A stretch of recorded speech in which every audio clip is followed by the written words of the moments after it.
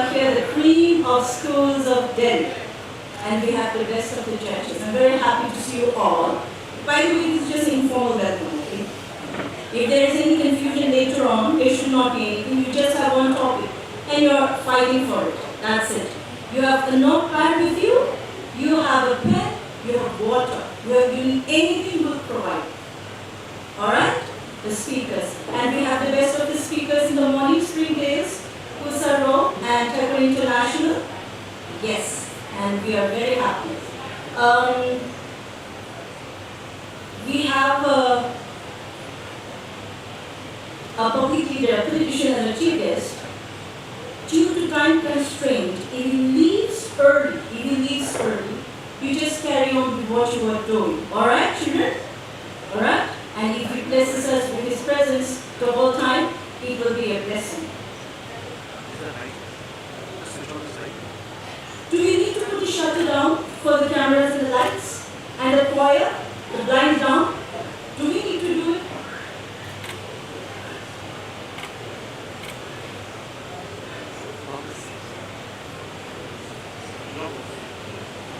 I'm just asking the experts. Lancer, is it required to put the blinds down? Okay.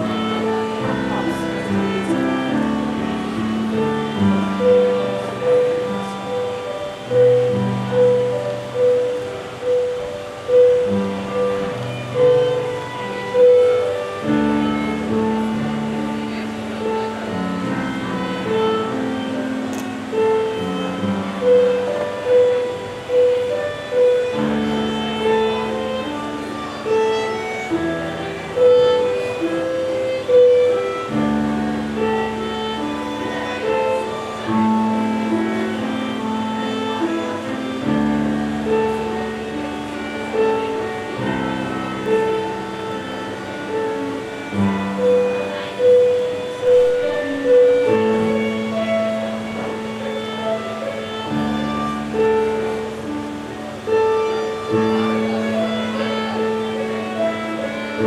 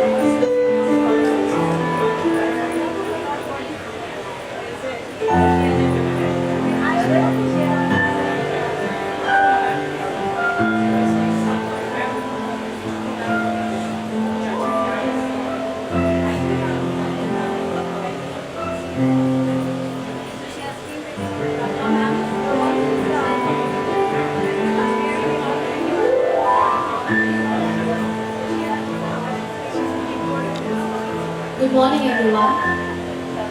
Our chief guest is about to arrive. We will begin with today's program shortly. Let us all welcome Mrs. Priyanka Tikku.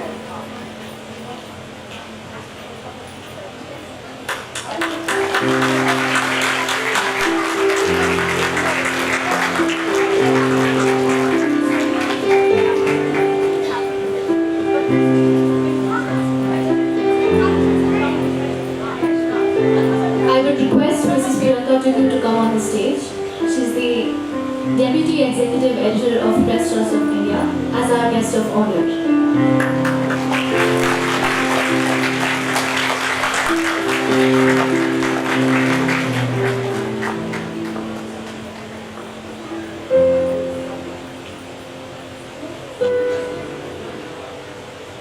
Good morning, everyone. Well, I was not supposed to speak here at all. Am I audible now? Okay. Good morning, everyone. I was not supposed to speak at all. And anyway, it's a pleasure for me to be here, especially not representative Indians are not everywhere, but at every stage and every age. So, all the best to all the teams.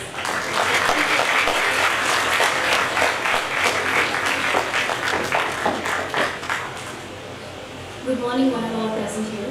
Our chief guest is about to arrive. We will commence with the day's program shortly.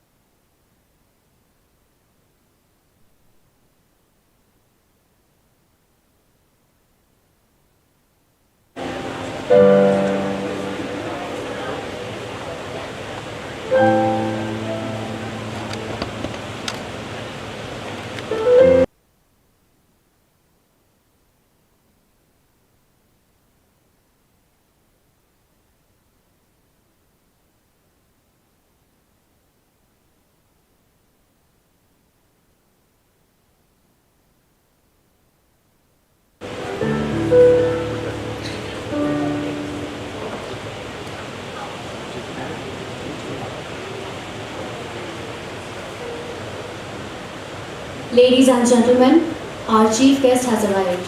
Let us all rise and welcome our chief guest.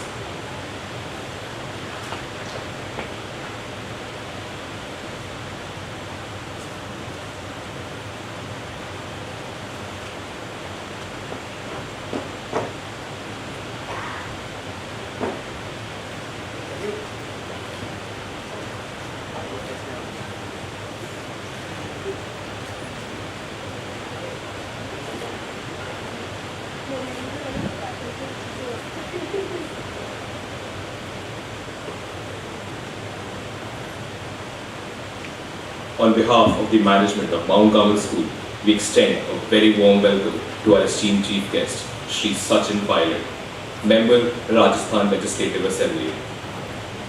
We also have with us Mrs. Priyanka Tikku, Deputy Executive Editor of Press Trust of India, as our guest of honor. Welcome, ma'am. We welcome our honorable judges, dear mentors, and participants from various schools.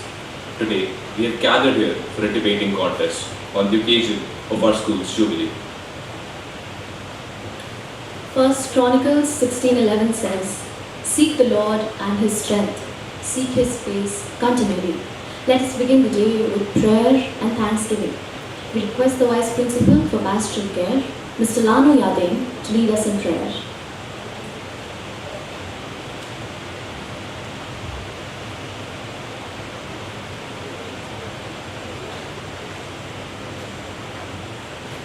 Shall we all look to the Lord in prayer as we close our eyes?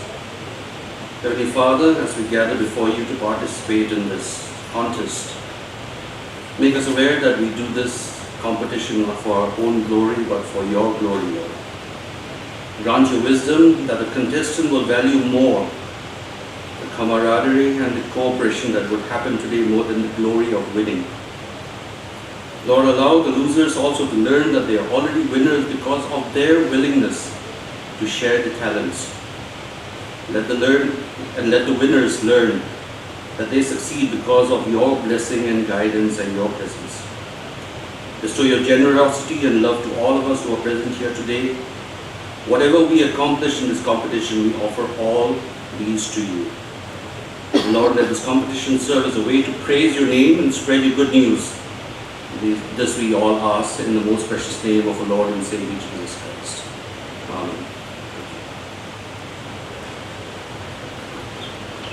Thank you, sir. Let us now hear a rendition of a song of encouragement by the school choir.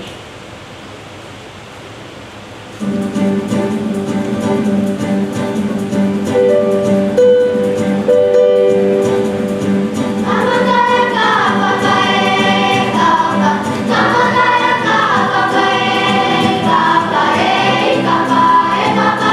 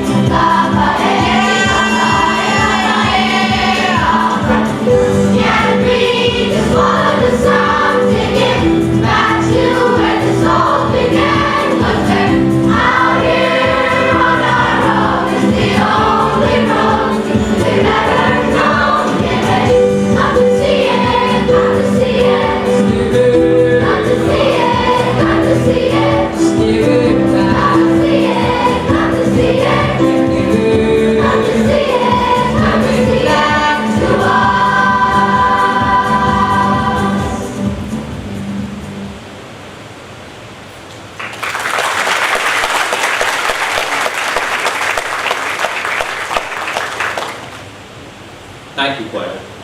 Let us now sit back and watch the journey of Mount Carmel School in the past 25 years.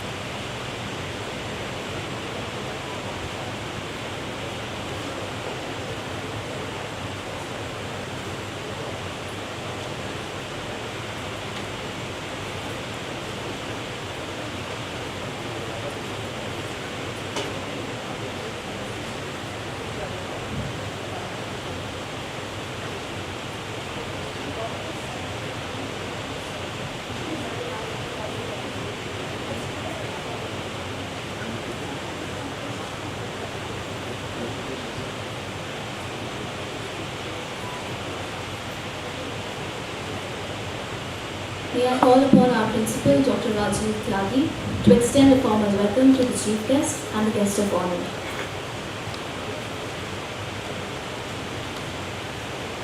Good morning, everyone. In all honesty, I am telling you, I am very happy and honored that our very dear and respected Sachin Pilot ji is with us today. He has been the youngest member of Parliament, Lok Sabha. At the age of 26, he won the election for the Dosa parliamentary constituency. He has been the president of Rajasthan Pradesh Congress Committee. He has been a central minister. He has been the deputy chief minister of Rajasthan. And my personal wish is that someday very soon he may not only be the Chief Minister of Rajasthan, which God willing he will be, but also be one of those who run this great country of ours. Mr. Sachin Pilot has done his graduation from St. Stephen's College, Delhi University. He then went on to get his MBA degree from Wharton Business School, University of Pennsylvania, USA, with a specialization in multinational management and finance. Mr. Pilot has been selected as one of the Young Global Leaders 2008 by the World Economic Forum in recognition of his professional accomplishments and commitment to society.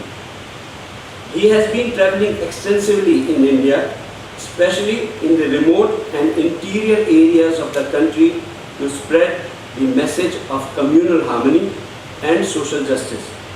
He is focused on the empowerment of farming community and youth. He is also trying to inculcate a sense of social and political responsibility amongst the youth that live in the rural and the semi-urban areas of the country.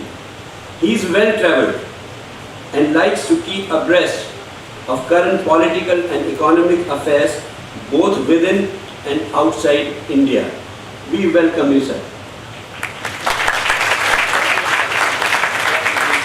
Our guest of honor for today, Mrs. Priyanka Tikku, Deputy Executive Editor, Press Trust of India.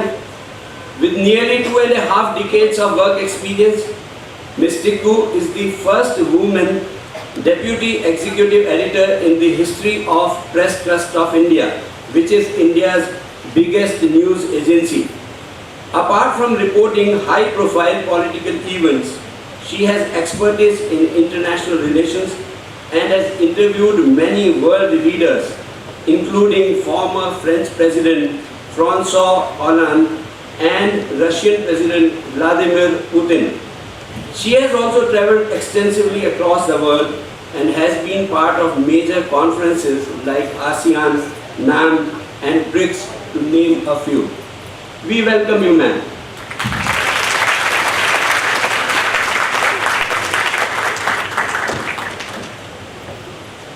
Thank you, sir. May we now present as a token of our love and appreciation a silver plate commemorating our Jubilee and a copy of the Holy Bible.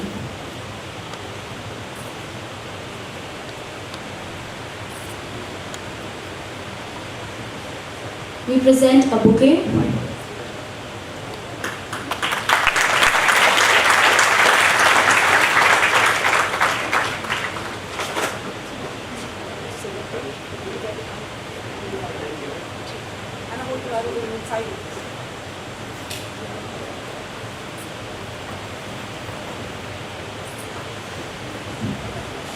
a silver plate signifying our Jubilee,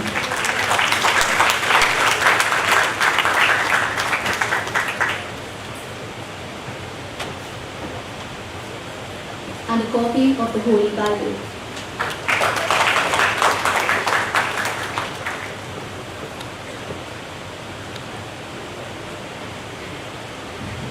May we now present as a token of our love and appreciation to Mrs. Priyanka Tikku a bouquet,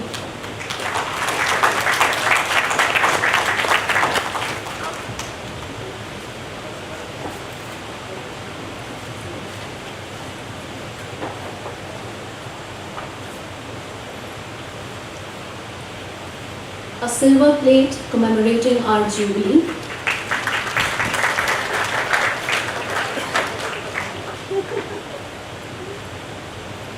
and a copy of the Holy Bible.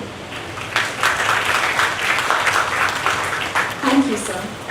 May I now request the Chief Guest to address the gathering and declare the Jubilee Inter-School Debate open.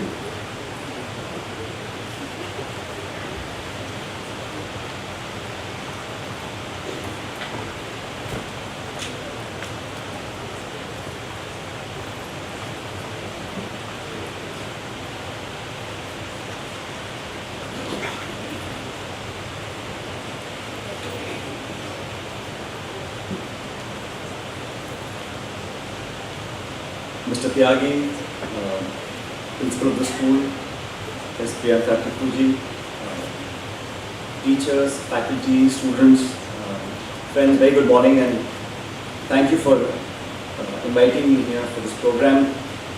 I think let me first start by congratulating the school for having achieved the silver Jubilee celebrations that you are celebrating next week onwards, I'm told. And the school and the branches that you have certainly made an impact, not just in Delhi, in India, but the school is certainly known for the kind of discipline, the kind of children who graduate from here. I was asked to come and speak this morning for this debate competition that starts over the next 2 days. And I was telling Tyagi ji ki, here is a school that's debating, but let me see the topics that are going to be debated. And I have to tell you, I was extremely pleased and pleasantly surprised to see the kind of topics that you will be debating. Taking bribes should be allowed in moderation.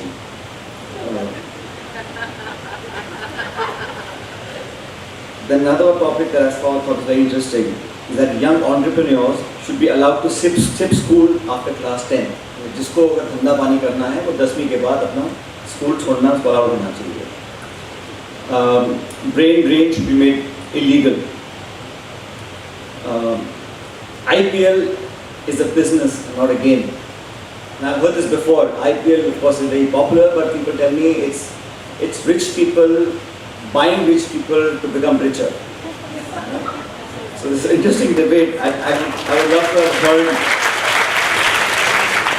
And then finally, I have 2 school-going teenage kids, right, 2 boys, and I'm thinking, air-conditioned schools mean soft, spoiled kids.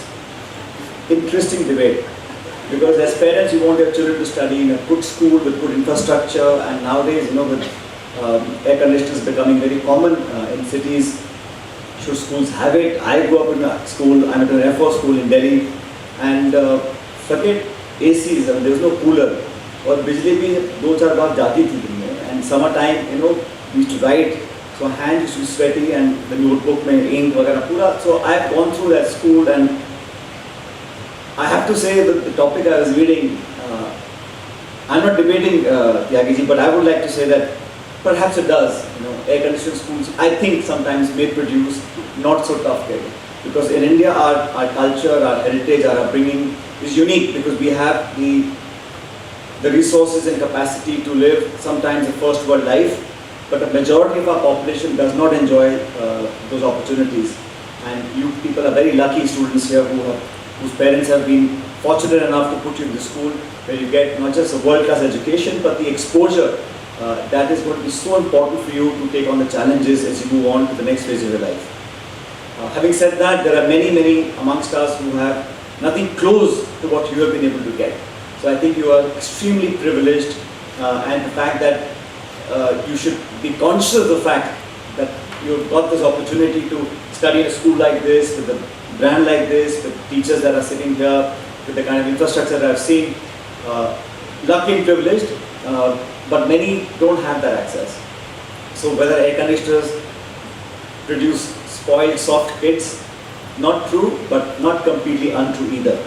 So I don't know, but maybe I'll call you later and see what the debate, finally who won the debate. I don't want to stand this morning and give you a long lecture. I just basically came here, I have some other commitments this morning, but I came because Priyanka ji was after my life and she said I have to come, and I did come from Jaipur yesterday evening, and I'm here today morning just to give my best wishes. Education, school, are basic fundamental foundations that are laid here in these very, very important years. Really kind of showcases what we will be in the future. These are very formative years, and I think young kids today are much smarter than what we were when we were in school. So earlier it used to be a generation change was father, son, grandchildren. Now it's every 7 years, there's a new generation.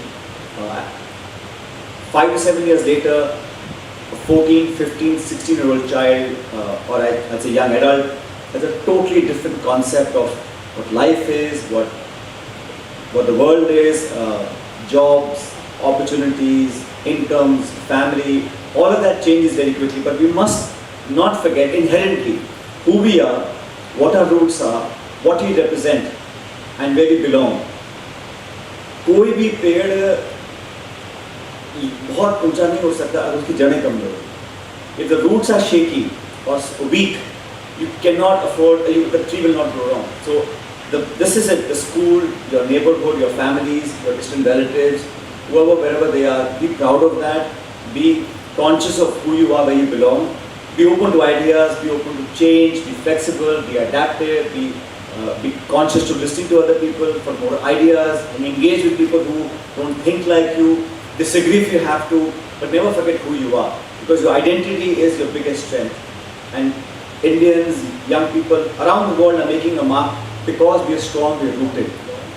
I don't want to criticize other cultures, but I've seen across the world that the family ties, the bonds, the relationships are quite weak.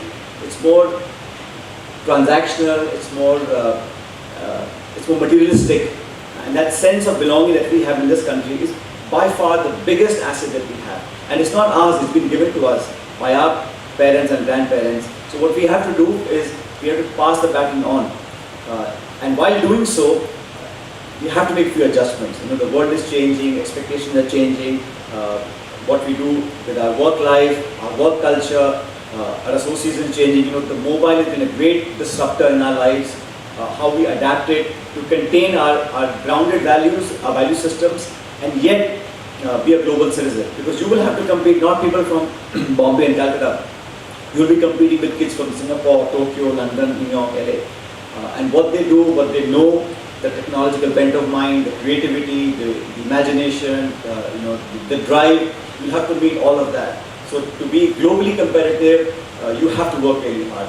But I keep saying, so don't forget where we come from, where we belong, because if you become rootless and you have some successes, well, I believe you can't really be happy if people around you aren't happy.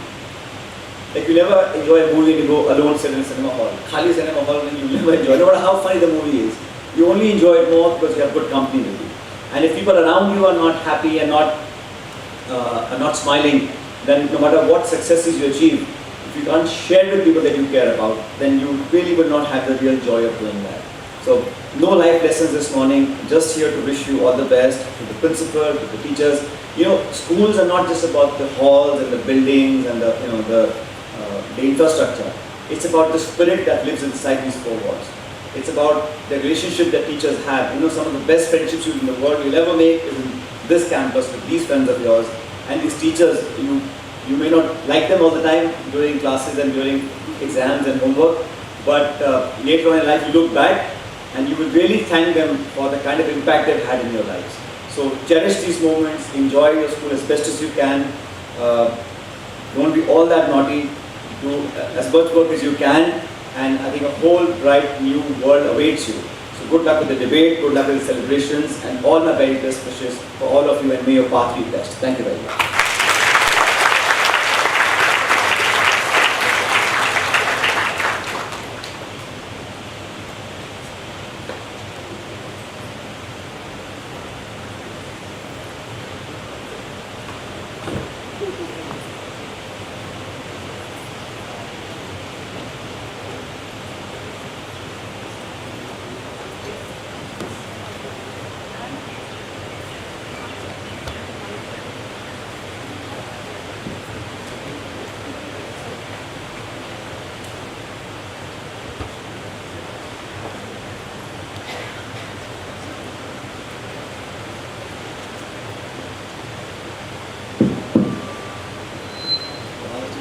So I hereby declare the Mount Carmel Jubilee Year Inter-School Debate Competition open.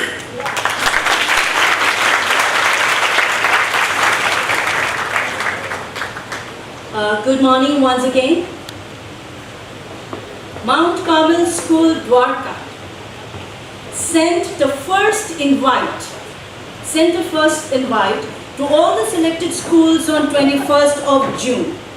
So it's like 1 month before today. And on 24th, we closed all the registrations because the first 12 schools were eligible to participate in our first Jubilee debate competition. Alright? So by 24, 12 schools registered. And on 29th June, we sent 21 topics to all the selected schools. And yesterday, just 24 hours before, we had a Zoom meeting with all the schools and the draw of lots happened. There they got to draw for the schools they're competing with, the topics that they were speaking, and against whom or which side of the proposition they are. So the children, they had 24 hours to prepare for the 21 topics that we had given. Of course, they know what they were talking about, but they didn't know whom they were competing with. They didn't know which topics they were discussing on. So today, on 20th of July, 21st of July, today, it's an honor and a privilege to welcome Springdale Spoosa Road as the first competitor. They are for the motion, and against the motion we have Tagore International School. And a big round of applause for all the speakers, and that's how today we start with the first debate. As I introduce the judges, I request them to take their seats towards the right of the auditorium. We have today with us Ms. Jubilee. With an experience of over 33 years as an educationist, she is presently working as the program head with an EdTech company. Up next, we also have with us Ms. Vandana Ruth, who is the head of the English department at Faith Academy School and has a vast teaching experience of more than 15 years. We also then have with us Mrs. Shweta Kapoor, who is a qualified educationist and a coach with 17 years of experience of teaching and motivating young minds. A very warm welcome to all the judges today.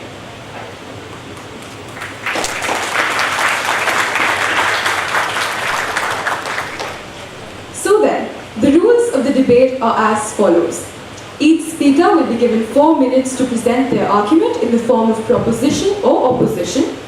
A bell will be rung after 3 minutes 30 seconds and another bell at 4 minutes, indicating the time limit. Usage of non-parliamentary language is strictly prohibited, and there mustn't be any personal attack nor interruption while a speaker presents his or her views. Ensure that neither religious nor political sentiments are heard, and reading of the script will not be permitted. All mobile phones must be switched off, and no movement is allowed while the debate proceedings are on. For every round, there will be 4 awards, namely the best speaker for the motion, the best speaker against the motion, and the most courageous speaker, and the winning team that qualifies to the semi-final round. So guys, the motion in front of the house today is, college degrees are essential for good jobs. Let's start the debate. I'd like to call upon the first speaker from Team A Proposition to start their case.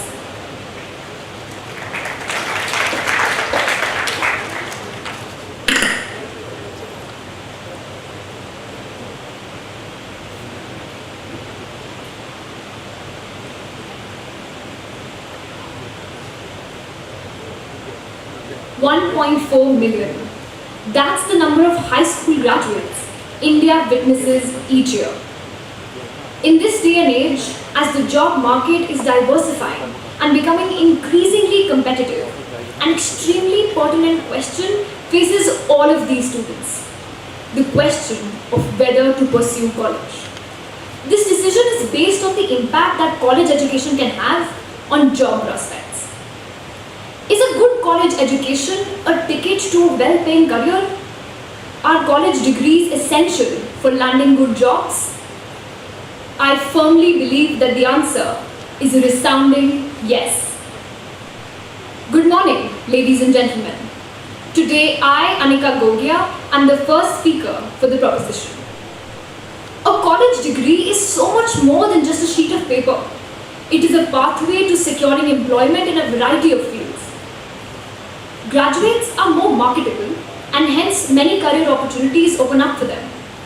A degree on your resume is the differentiating factor when it comes to securing good jobs, jobs that offer higher benefits and bigger paychecks. The evidence that a college degree significantly improves one's employment prospects and earning opportunities is overwhelming. To quote a recent analysis, graduates ascend the earning curve faster and earn roughly 73% more than high school graduates. On an average, college graduates earn 2.5 times more over their lifetimes than people who graduate just high school. Innumerable professions and fields require college degrees as fundamental prerequisites. Law, medicine, accountancy, research, education, consultancy. The list simply goes on and knows no geographical boundaries. In fact, even those responsible for the working of our country and our government, the bureaucrats, they also require college degrees to be able to perform their tasks. Consider the case of Dr. Naresh Trehan, India's famous cardiovascular surgeon, or the case of Mr. Soli Sorabji, India's former Attorney General. A well-rounded, complete college degree was fundamental for these two to achieve success in their lives. Neither of these individuals would have been able to become successful in their fields without college degrees. When deciding from where to hire employees, even corporates prefer college campuses and universities. They want to hire people who have the talents and the qualifications to lead. People who have the potential and the necessary skills to take the corporations to greater heights. Several conglomerates such as Meta, the parent company for Facebook, offer senior management positions only to those people who have the required degrees. I'd like to end with a thought-provoking idea. Imagine a country devoid of well-qualified, degreed individuals. No one would be able to secure a well-paying job. No one would be equipped with the skills and the qualifications to take the country forward. No doctors, lawyers, or engineers. And the repercussions of such a state would be detrimental. In the words of Malcolm X, a famous African American human rights activist, education is the passport to the future, for tomorrow begins to those who prepare for it today. Thank you.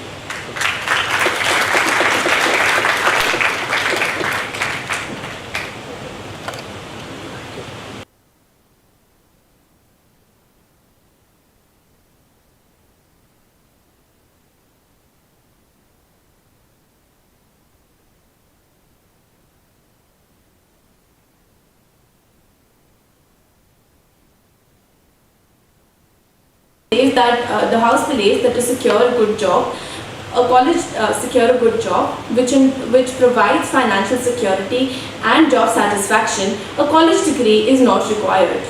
Let us start off with breaking down our definition. The first word that comes to mind in the definition is job. What exactly is a job? A job is any legal activity that helps a person earn money. However, a good job is so much more. A good job is more subjective than objective, and there are only two rigid criteria that come to mind when we're talking about a good job. That is a livable wage and, of course, secure working conditions. In addition to this, there are several other ideas that people associate with a good job. For example, someone may want good working, healthy working environment. They also may want their colleagues to treat them with respect. They may want flexible working hours so that they can spend time with their family. They may want a good health insurance, etc. So let's come to the next term in our definition, which is the most important. Essential. What exactly do we mean by essential? Essential is something that is necessary. However, this seems to imply that without a college degree, your career is doomed, that you cannot get a good job. However, that is simply untrue. Let us take an example in India itself. Everyone's favorite career these days is an engineer. India loves engineers, right? However, most of them are forced into taking an engineering degree simply because it is the perfect career, right? However, most of them leave engineering later in their life to pursue their true passions. This causes not only the engineering degree to go to an absolute waste, but this engineering degree also acts as a hindrance in the path. It also acts as a hindrance in the path of the pursuit of their true career. Let us take another example in the IT sector. In the IT sector, the skills and experience is valued much over the theory that you learn in college. And the first 2 years of the IT college usually go to waste. Instead, there are online courses that are smaller and less expensive, more time efficient, which, with contrary to the common belief, actually help people get an upper hand in the IT sector. Let's take another example in the creative industries. Let's say you want to maybe get a role in a movie, or you want to commission your artwork. In these cases, a college degree is not a requirement. In addition to that, there is no advantage of flashing your 2-year degree in front of the judges. What we're trying to say here is that a college degree may give you an upper hand in certain careers, however, it is not so for all. Furthermore, the first speaker of the proposition said that politicians require college degrees to lead our country properly. However, that is simply untrue. Not only does it go against the basic principles of democracy, but also there is no requirement in the parliament to have a college degree. In conclusion, all we're trying to say is that before diving into 3 years or more of college, wasting money and your teacher and your time, you should analyze the nature of the job that you're trying to take up and then take a decision. Thank you.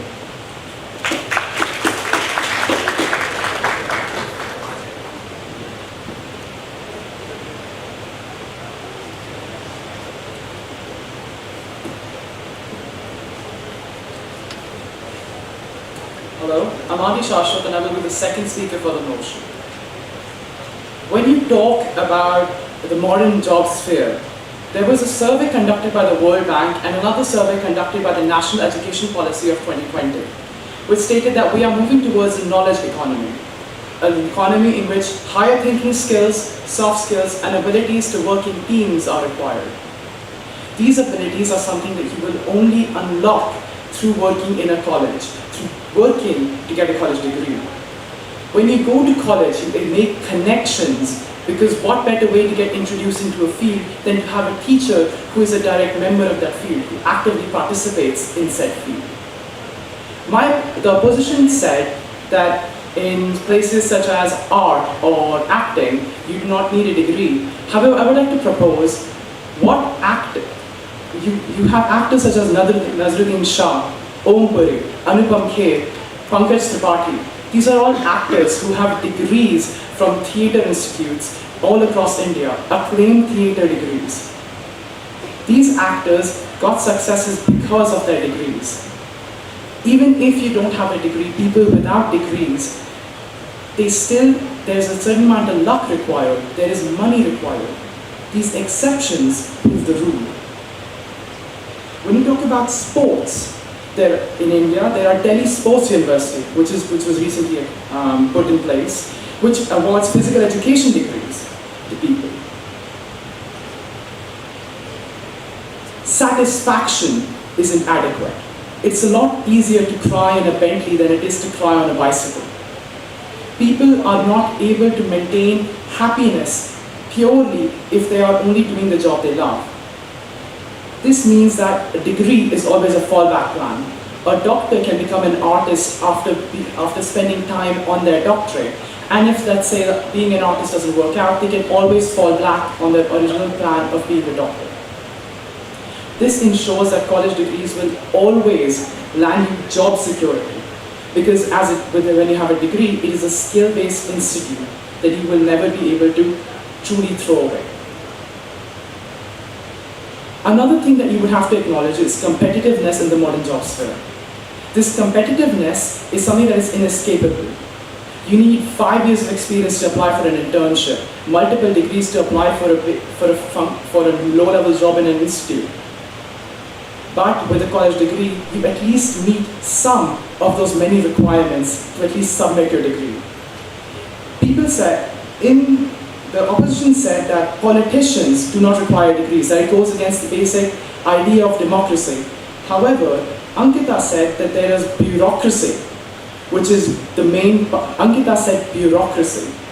You need to know how the economy works, how stuff functions in the modern society to actually be able to participate in it.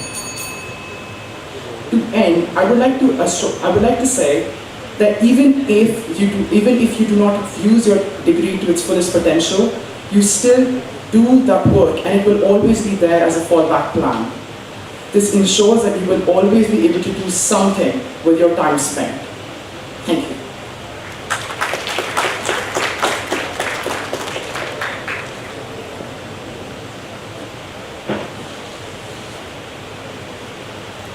Good morning. My name is Adityan Subramanian and I am the second speaker of the opposition. Alright, starting off, we have defined a good job as something that is different for every person. Different people have different requirements for what qualifies as a good job. And we have given examples that to attain a good job, there are different requirements. As such, a degree is not necessary. You can of course take the examples of actors, or you can even take the example of people who've dropped out of college and become billionaires like Elon Musk or Bill Gates. But you can also call them outliers, even if it does prove that it's not essential. The biggest example we have here is the army. The army and the NDA do not require any sort of degree. But you cannot argue that they do not provide not only job security, but are considered good jobs. Alongside this, we also have that the proposition touched upon the competitive aspect of jobs. Now what we have to understand here is that in a country like India, where there is such a massive amount of battle for college seats that people spend 2 to 3 years preparing and spending time and money, after which they get a college application, they have to realize there are millions of other people with similar degrees. Just because you have a degree does not mean a company, which is already facing a massive number of employees trying to apply, is going to select you, because there are going to be a few million other people with the same degree. In this aspect, in the current era, companies tend to choose people who have more experience or intangible aspects like creativity and so on and so forth. Because the fact of the matter is that the era where college degree was essential was an era where not many people went for higher educations. That was when it was a proper divider. But in the current era, where every second person, or basically every person, wants to get into a college and get a degree, the same does not apply. One has to understand that getting a college degree is not a guarantee for getting a job at all. Forget a good job. 45% of management graduates and 48% of engineers are currently unemployed, according to Niti Aayog. You have to understand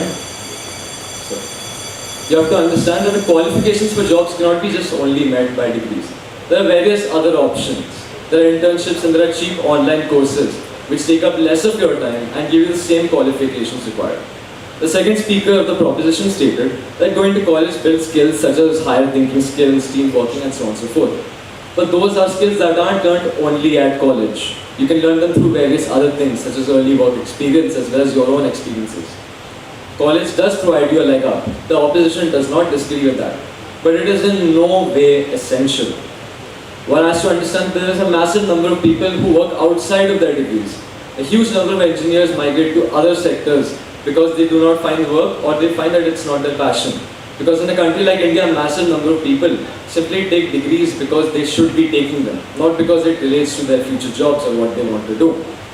You need to understand that people who work outside their degrees may sometimes feel bad because they feel they wasted both their time and their educators' time. And occasionally, people who do find good jobs may find that it does not give them the proper recompensation. And so they aren't able to fully utilize their skills. And in both of these cases, a degree has not brought enough value to counteract the amount of effort that's put in. Finally, we have to understand that there is a certain redundancy in degrees. Take computer science for example. A degree in C++ in this current year is completely redundant, similar to a degree taken 4 to 5 years later. Because certain industries are constantly changing and growing. And that means that a degree is not something that will ensure that you get a job. Degrees do change with time, what is important and what is not. Thank you.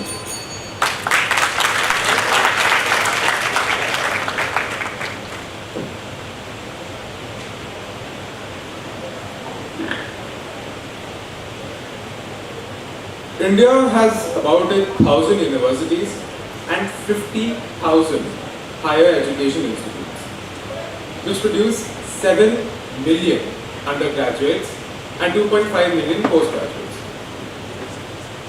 In a country with a population of 1.4 billion, all aspiring to have their names splashed in big bold letters on the front page, how do you, as an owner, ensure that only the crème de la crème of fresh new talent joins your establishment?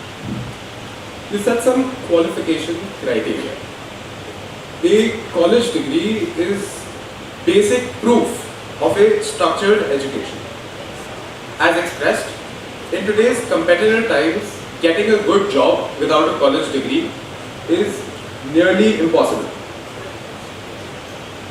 Some of the points raised by the opposition were not just dubious but completely irrelevant to the topic. You might say that there are some, high-paying jobs that people can get into without a college degree, or moguls like Bill Gates and Gautam Advani. Moguls like Bill Gates and Gautam Advani dropped out and are successful today. But you need to understand that they studied for 2 years before dropping out. You can't deny that the knowledge they gained during those 2 years wasn't used to set up their business. You might say that education is expensive. So it creates a financially classless society. That is simply not true. There are numerous scholarships and opportunities for the financially depressed to get into good education institutes and get a good job. When you have a college degree, you always have an attestation of higher education. The college degree explicitly states the quality of service that is expected from the holder. You say that the preparation for a college degree is almost useless, but it isn't. If I spend 2 years of my life preparing to get into SRCC, then that isn't useless. If I apply for a job in Google, they'll probably choose me over a student of, let's say, the University of Chittorgarh. In conclusion, I would like to say that everything in a college degree is important to get a job. A paper with, let's say, 33% marks may not define you as a person, but a college degree does, as a job applicant. With this, I rest my case. Thank you.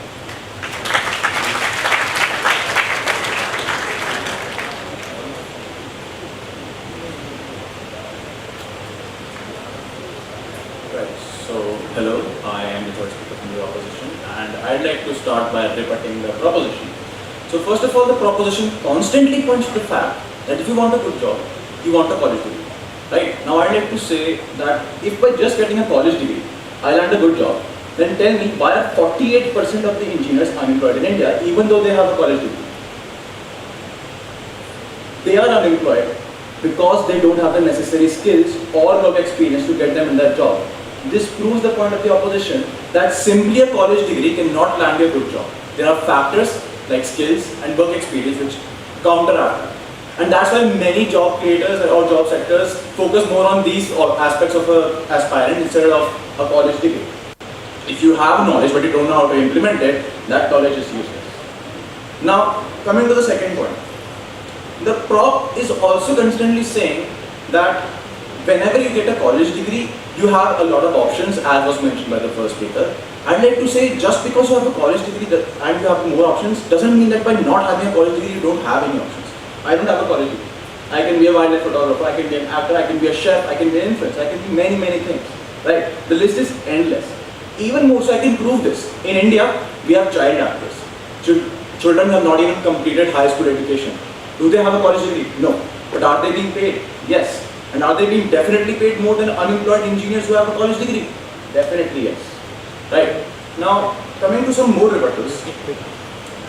The first speaker said that college degree is a pathway to employment, and I have already rebutted that fact by saying that skills and experience are much more important in employment, because just by holding a college degree, you do not guarantee employment because million more people hold that same college degree. Right. Now, you have also said about the fact that if you imagine a country devoid, of college graduates and the conditions of such a country would be detrimental. I would once again argue with the fact that does not mean that we do not get a job because we do not have a college degree, as I have already stated. Next, the second speaker said about Elon Musk and those big people who are successful businessmen. They said they are doing it because of luck. They are not doing it because of luck. It was their own hard work that got them to that stage. And now look at the motion. The motion said college degrees are essential for good jobs. Essential means without it there is no possibility. That's what you're trying to say. If there is even one exception, that proves my point.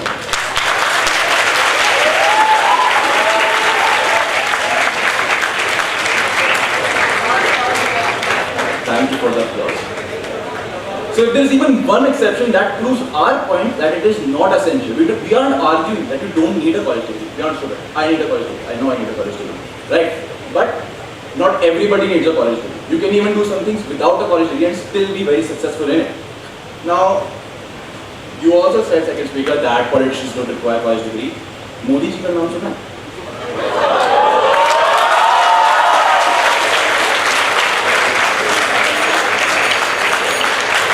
So yeah, that's the next one I'm trying to say. The third speaker said that even if they have received a college degree, that doesn't, they said that even if they have a college degree, you were basically arguing about the quality of degrees, right? That it means that I have this education, this education. We are not arguing about the quality of degrees. We are arguing about the requirement, not the quality. So that argument is completely baseless because it is not talking about essentiality. Thank you.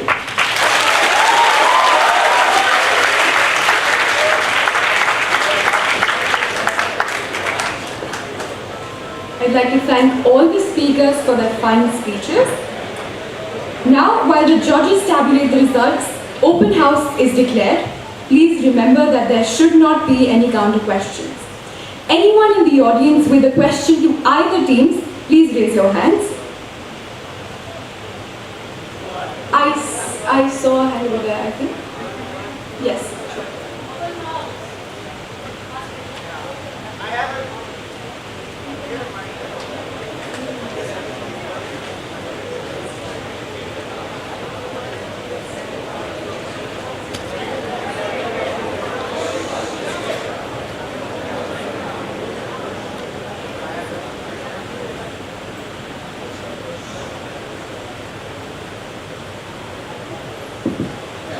So I have a question from the proposition. The motion clearly stated that college degrees are essential for good jobs.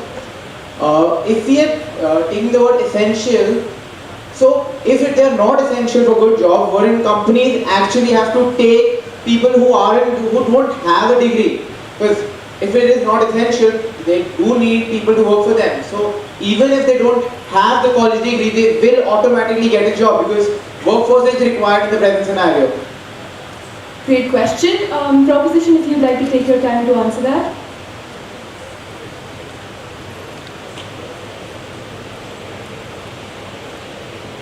Sure, you can take it over.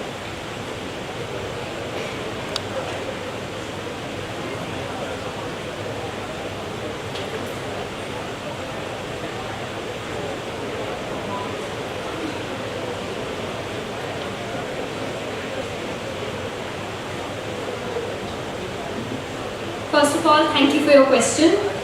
I would like to firstly point out that there are, like I pointed out before, there are specialized jobs that need college degrees.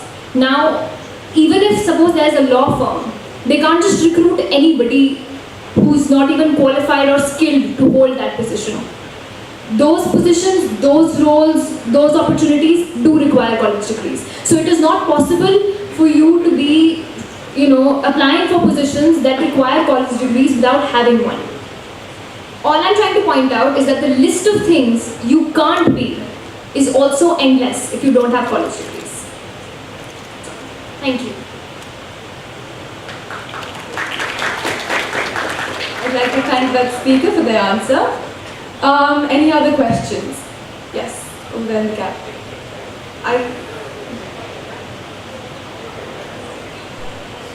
Can we have the mic passed to him, please?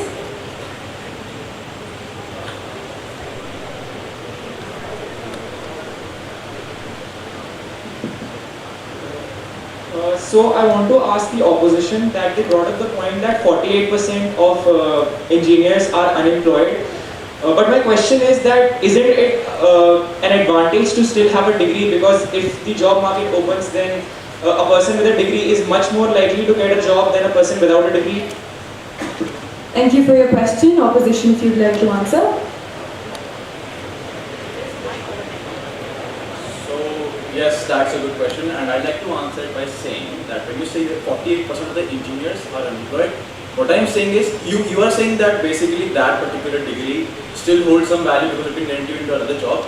Now I'd like to give you two arguments here.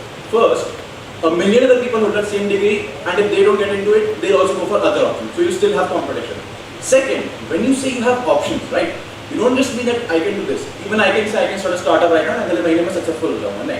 When I say I have options, I mean that I actually have a great probability of being successful in it. That is a viable option. Now, if I have an engineering degree and I would say I have the option to be a lawyer, I mean, of course I have the option, but can I be a good lawyer? No, right? So I'll immediately be thrown out of the competition, and then that won't even be an option for me. So that is why when I say that there are 48% people unemployed, that doesn't mean that just because they still have a degree that means they can go somewhere else. You need to be actually skilled at what you're trying to do. That's my point. Thank you.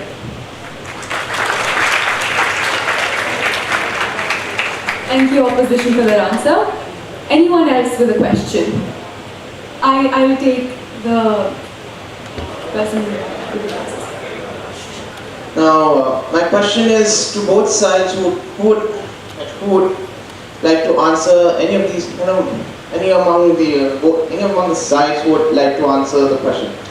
Now, my question is that people from any point of time who had any college experiences but ultimately dropped out during the course. But let's just say historically, he a man, Nikola Tesla. During his first year, he succeeded. I mean, he had always had been successful during the first year of his course in college. But on the second year, his college life turned upside down. His marks were failing. His marks were dropping down. He lost interest in the entire course as a whole and started gambling. Even although if we look back in the first year, as I said that, as we get to the point, my question is that, is it true that the colleges, in the first year, even the first year's college's worth, is actually accommodated the man's skills and interested and honed them that made him so successful and earned him a name as the inventor that he is remembered as? Any of the teams would like to take that question? I'll take both of you. I think first we can have Tom.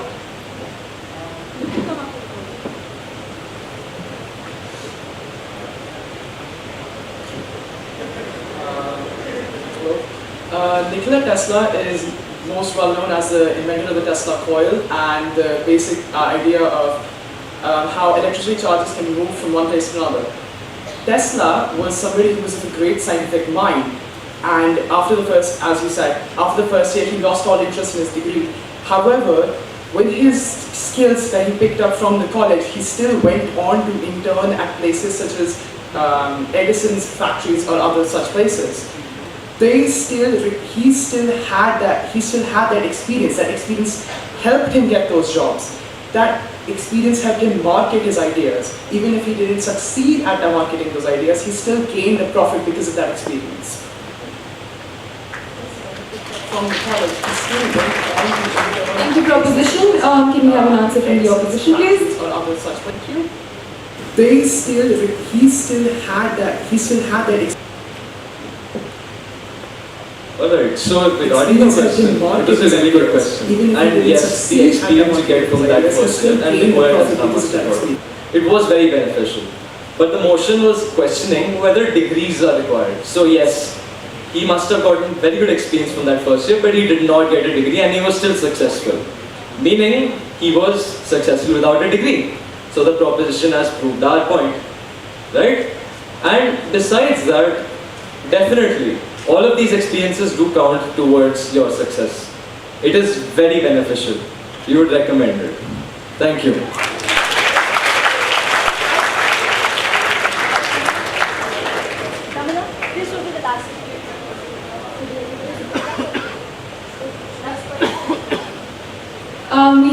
room for one last question. Anyone with a question who'd like to? The person with the glasses.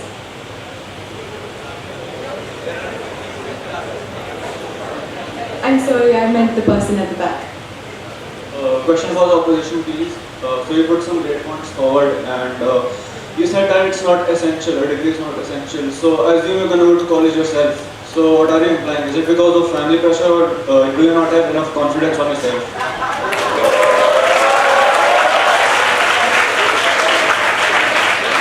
Opposition, if you have a reply.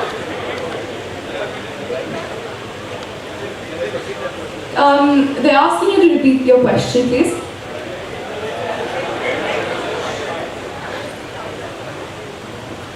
Assuming you go to college, so like why are you going to college if you think that a degree is not essential? So like is it because of family pressure, or do you not like have enough confidence on yourself? Thank you.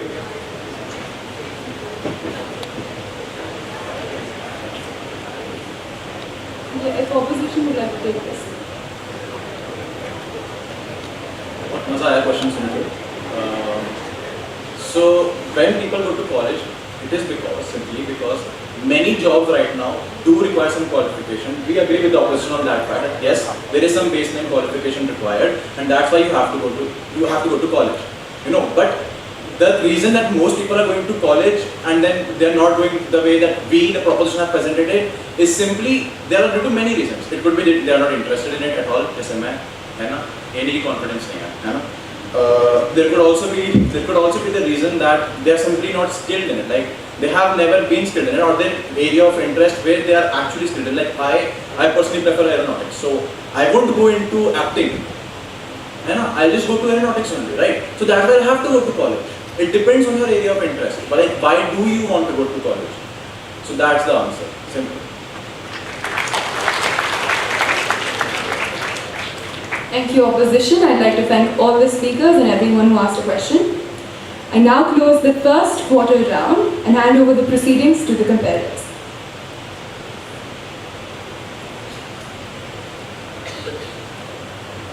I request Ms. Jubilee Singh to share her thoughts with us.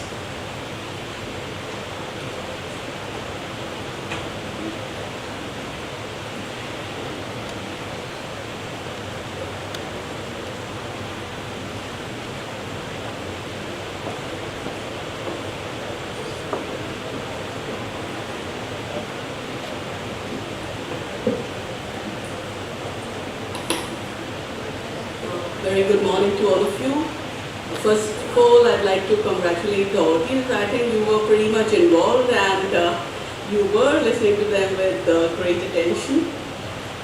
Coming to the performance by the two teams, I'm not commenting on that, but I would like to just kind of break down what a debate means, and this is for all of you sitting over there also. Whenever you get a topic, the first thing you're supposed to get into is research, all right? And when you are going into research, it is not just cursorily glancing and checking out on the net. You have to go deeper so that you get a clear understanding of the topic, right?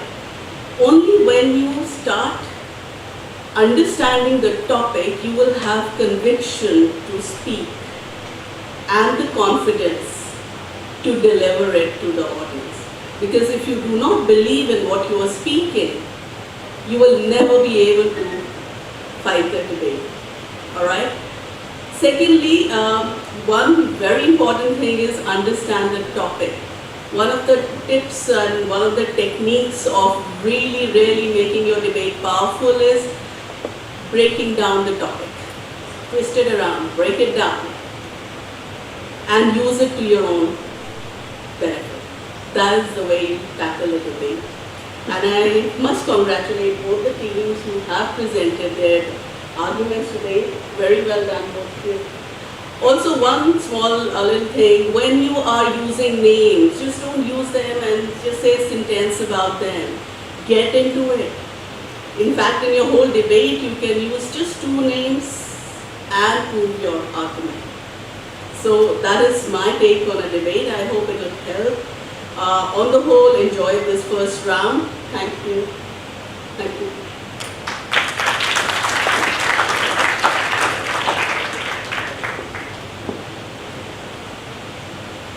Thank you, ma'am. May I now request one of the judges to announce the results?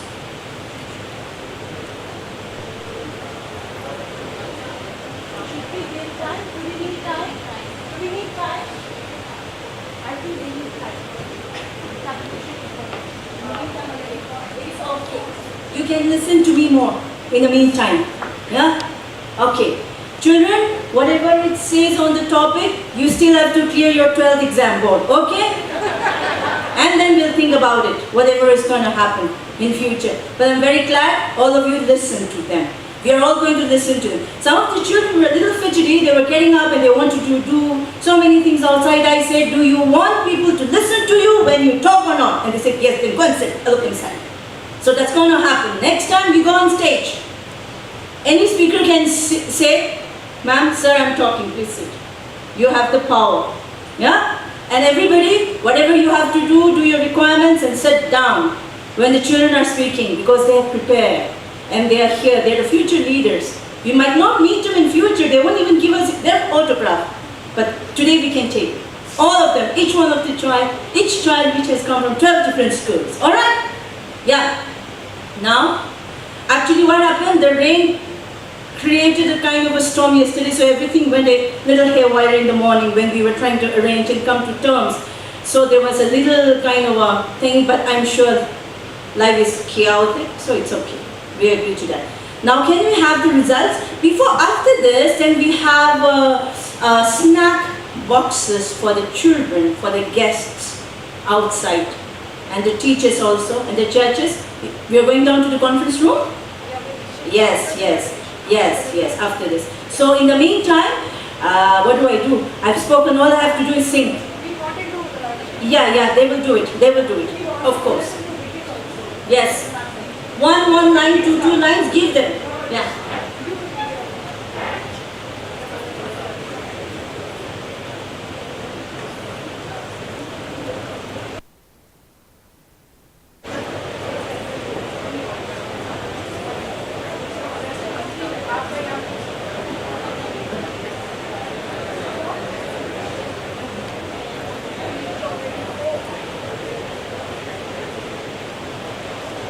A very good morning, everyone. What a debate. It was a wonder to watch. However, before I get into the art of debating itself, which ma'am has already pointed out on, I wanted to speak about an experience which I had when I was coming to this auditorium. I noticed that across the school, there are verses from the Holy Bible available everywhere, adorning the walls, adorning your classrooms. And a thought struck me that the concept of word as power is something which is present across religions and across cultures.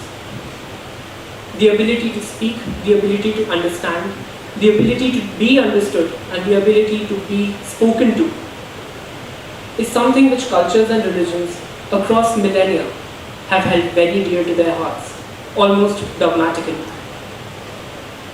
So some of you would be aware, because you're reading Julius Caesar, that how the story went along. But if you really look at it, if you really understood what's happening there, what the actors are engaging in, whether it's Julius crossing the Rubicon, whether it's Brutus committing what he did, or whether it's Mark Antony unleashing the dogs of war upon Rome, all of these were instances where the power of word moved people to do things they would never have done otherwise. Even today we see that when it comes to control over the media, over what social media is used for, and how narrative building and control over the narrative is a key component for any organization, we notice that words indeed are power. As a matter of fact, many people hold, particularly people who work in the field, that words don't just mediate reality. I'm not trying to simply explain or simply communicate my reality to you. Words are reality. Words are building the shared reality we lived in, or we will live in. My ability to address you today and my ability to receive communication back is building a shared reality right now, which may influence you in ways you would have never thought about. And that is why, particularly when we see online, the problems we face when it comes to echo chambers or fractured realities, where you see that two sides, they aren't even living in the same realities anymore. We share the same physical spaces, we share the same institutions. Sometimes we share the same nation state, sometimes we share the same community, same background, but our realities are completely different. Why? Because our words are different, and words are reality. And with this, I come back to the idea of what really it is to debate. To debate is to contend, it's to fight, it's to grapple, not just with someone else's reality but your own. Why do I think the way I do? Why is it that I hold the values I do? Why is it that certain shibboleths hold me back while certain others are glorified as if they're intrinsic to my being? Why? So when we see that even in our traditions, whether it's Nyaya, Mimamsa and Vedanta, whether it's Gyan, whether it's Fiqh in Usul al-Fiqh in Islam, whether it's the idea that Saraswati is Vakdevi, the goddess of speech, or whether it is that Adam was taught the words by the Lord himself, why is it that words dominate whatever we think, whatever we say, whatever we feel? We're not just mediating reality, as I said. We're indeed building this reality. And what debate forces us to do is to detach ourselves from ourselves, to don a veil of ignorance, as it were, and to not hold dear what we hold dear, to truly analyze. And that is why, personally, I think that debating, not just with others but with oneself, is the finest art of intellectual exploration. It forces us to become what we are not, to understand the perspective which isn't ours yet, and then make our minds up about it. So to basically sum up what I'm trying to say is debate is to weave a shared reality with words. There's a thesis, there's an antithesis, and then the synthesis which occurs in our minds, which becomes our new reality. That really is the art of debate. So when we see across the social media platforms which we are so used to scrolling endlessly in the night, monologues, provocations, uncontended feelings, disingenuous opinions that are trying to move you towards directions they want you to move towards. It's an irresponsible use of the power of words. It's an irresponsible use of the highest power that man has been endowed. And with that, I leave you with something to introspect. How do you want to exercise the power of words? Why do you want to exercise that power, and for what? For the good of yourself, your nation, your family, for the good of your faith, for the good of humanity? Or do you want to continue to remain irresponsible to a power that most religions hold was given by the Creator itself? Thank you.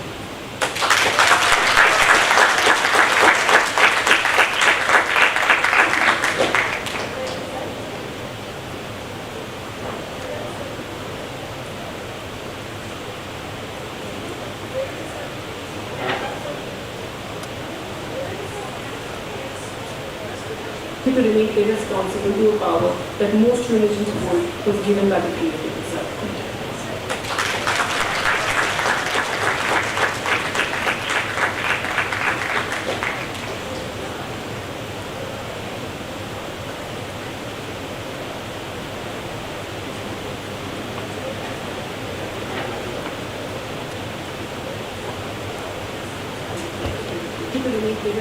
Good morning, everyone. It's a pleasure to be here and witnessing this beautiful, exchange of thoughts and ideas, as I call it, debate to be.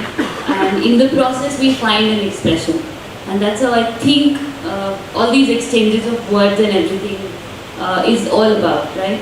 So the endeavor is to find my voice, and the endeavor is to discover what I greatly feel about and what I might think of the world and think of myself. That is beautiful. So I would really like to add on to the points that Jubilee should also shared there. Two more things that I would like to add to the points that she said on conviction, that you must have in your thoughts and ideas, is confidence, and I would really like to give these two words, connection and to discover So connection is, I think before we even talk about something, I really need to establish a certain sense of connection where we connect to this thought. Is it something that I can deliver before, or I just am presenting a research that, that is something this whole internet has given me. So I really need to internalize. So what I really think here is connecting to what she said, the words are power. So how do you really use your voice? So what I really believe here is it's a gift that you are. And certainly it takes me back to the thought when Gandhiji really said that, so I would really like to, I was just actually googling it out so that I get it word by word. He simply said that your words become your actions. And so this whole thought where your actions become your habits and your habits become your values and the values actually become your destiny. So it's that vital, it's that important. So the responsibility is to use the words as wisely as we can with compassion and care. I was also thinking as a teacher, as an educator, I really want to argue that degrees are essential, but I am given this idea that they are not essential. So I can choose opposition and propositions. What is it that I really wish to do? So all the students really say, man, I want to talk about propositions, not as much as use the word. So I say, okay, here's the challenge that you really have to think from the other side. So it's like two things. I think it's good to have college degrees. I'm talking in the context.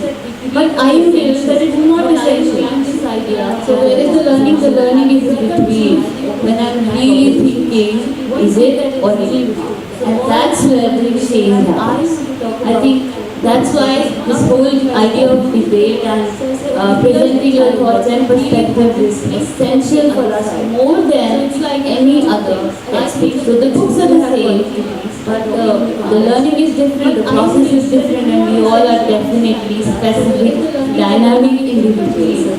That's what I believe. I think I really like to congratulate you, well-presented ideas and absolute foresight. That's because this dilemma is forever and it's going on. It's the way, the side that you want to take, or either you don't want to take a side, just let it be okay. That's all. I really wish to congratulate all the audience and feeling privileged to stand here and be able to share what I think. Thank you all. You're just waiting for another 2 minutes maybe for the well-presented ideas and absolute foresight. That's because this dilemma is forever and it's going on. It's the way, the side that you want to take, or either you don't want to take a side, just let it be open. That's all. We have to congratulate all the audience and feeling privileged to stand here and be able to share what I think. Thank you all. You're just waiting for another 2 minutes maybe for the well-presented ideas and absolute foresight. Alright? Tomorrow. So around 1:20, 1:30. Once the video audit people, I think we can get up and go. Venkateshwarya and Bagrodia. You might like to go to your meeting. Okay, that's the place where you're going to have. So come back here, all of you at 1:20. 6 winning teams will have your draw blocks for tomorrow. Yeah, the results are here. In the meantime, these two children, the schools, they may be given the snack boxes, strengthen them and send them to the mini auditorium. You might like to go to your place where you Alright, so come back here, all of how are we feeling? A pulse check, temperature check. Alright, so it's great the way it unfolds, like it said, it's not about winning or losing, it's about the process. So I believe that we all are enjoying the process, and as much as you commit yourself to this, the results would be a great point, or else it's going to be certainly a learning experience. So one of the principles whom I really admire is about, she would say that it's not about winning or losing, it's about learning. So as we celebrate learning, she said that either you learn or you succeed. There is nothing to lose there, alright? So the best speaker for is Shubham here. Shubham, be a great point, or else it's going to be certainly a learning. Shubham, this is not the admired, it's about, you would say that it's not about winning or The music is about learning. So as we celebrate learning, we said that either you learn or you succeed. There is nothing to lose there, alright? So the best speaker for is Shubham here, Shubham. And the best speaker for against the motion will be first. Who's here? Please come. That's conviction.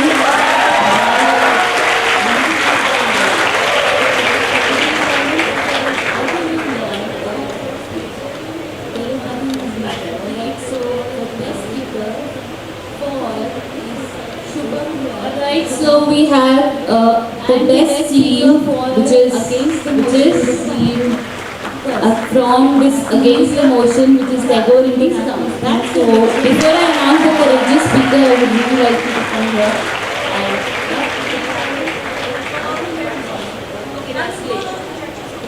Okay, that's for later. So courageous speaker.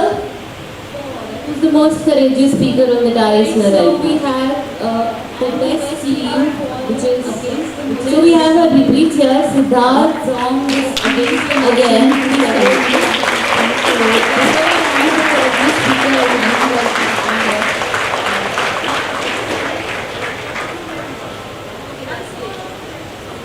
Okay, that's for later. So courageous speaker.